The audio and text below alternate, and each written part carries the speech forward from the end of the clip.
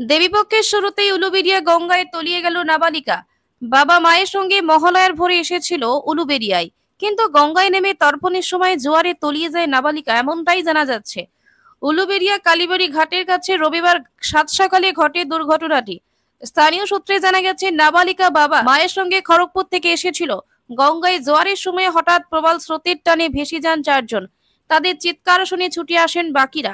ভেসে যায় নাবালিকা। খবর দেওয়া হয় বিপর্যয় মোকাবিলা বাহিনীকে। খবর পেয়ে ঘটনাস্থলে ডুবুরি নামিয়ে তিনজনকে উদ্ধার করা সম্ভব হয়েছে। তবে বেলা পর্যন্ত কোনো খোঁজ পাওয়া যায়নি ওই নাবালিকার। চলছে তল্লাশি অভিযান।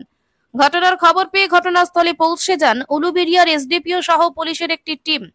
রিপোর্ট কল্যাণ অধিকারী। দেখতে থাকুন আমতা 24x7।